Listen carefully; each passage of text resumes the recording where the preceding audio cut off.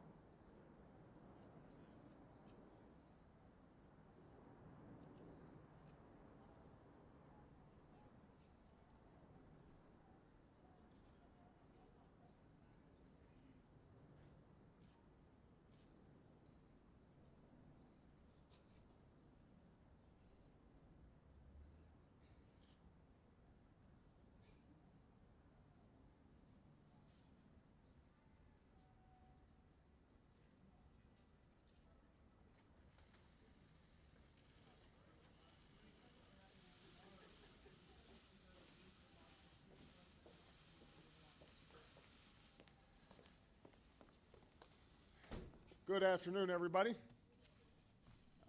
Yesterday, before votes were tallied, I shot a video that some of you may have seen in which I said to the American people, regardless of which side you were on in the election, regardless of whether your candidate won or lost, the sun would come up in the morning.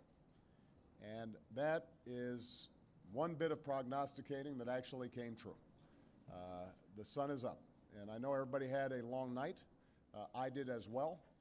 I had a chance to talk to President-elect Trump last night, about 3:30 in the morning, I think it was, to congratulate him on winning the election, and I had a chance to invite him to come to the White House tomorrow to talk about making sure that there is a successful transition between our presidencies.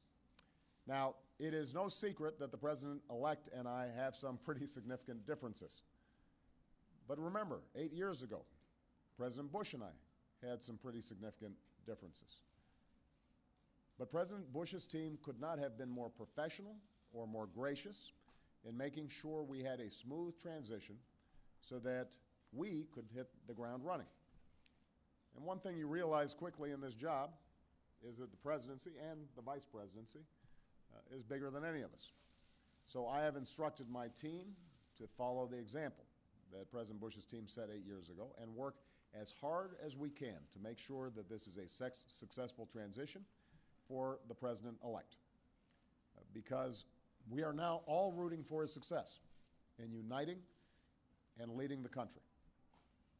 The peaceful transition of power is one of the hallmarks of our democracy. And over the next few months, we are going to show that to the world. I also had a chance last night to speak with Secretary Clinton, and I just had a chance to hear her remarks. I could not be prouder of her. She has lived an extraordinary life of public service. She was a great First Lady. She was an outstanding senator for the state of New York, and she could not have been a better Secretary of State. I'm proud of her. A lot of Americans look up to her.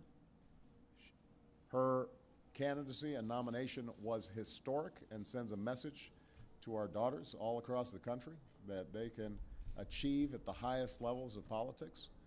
And I'm absolutely confident that she and President Clinton will continue to do great work for people here in the United States and all around the world. Now, everybody is sad when their side loses an election. But the day after, we have to remember that we're actually all on one team. This is an intramural scrimmage. We're not Democrats first. We're not Republicans first. We are Americans first. We're patriots first. We all want what's best for this country. That's what I heard in Mr. Trump's remarks last night. That's what I heard when I spoke to him directly, and I was heartened by that. That's what the country needs. A sense of unity, a sense of inclusion, a respect for our institutions, our way of life, rule of law, and a respect for each other. I hope that he maintains that spirit throughout this transition, and I certainly hope that's how his presidency has a chance to begin. I also told my team today to keep their heads up, because the remarkable work that they have done day in, day out, often without a lot of fanfare, often with a lot of attention, work in agencies, work in obscure areas of policy that make government run better and make it more responsive and make it more efficient and make it more service-friendly so that it's actually helping more people. That remarkable work has left the next president with a stronger, better country than the one that existed 8 years ago. So win or lose in this election, that was always our mission. That was our mission from day one. And everyone on my team should be extraordinarily proud of everything that they have done. And so should all the Americans that I've had a chance to meet all across this country, who do the hard work of building on that progress every single day. Teachers in schools, doctors in ER clinic, small businesses putting their all into starting something up, making sure they're treating their employees well.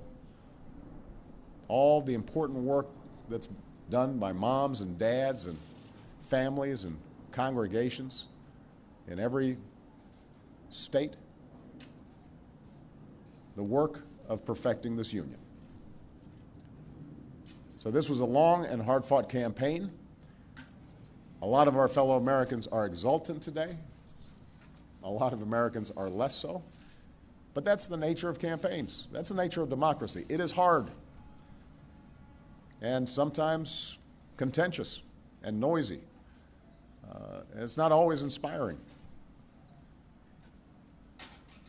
But to the young people who got into politics for the first time and may be disappointed by the results, I just want you to know you have to stay encouraged.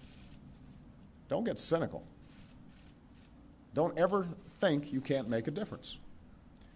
As Secretary Clinton said this morning, fighting for what is right is worth it.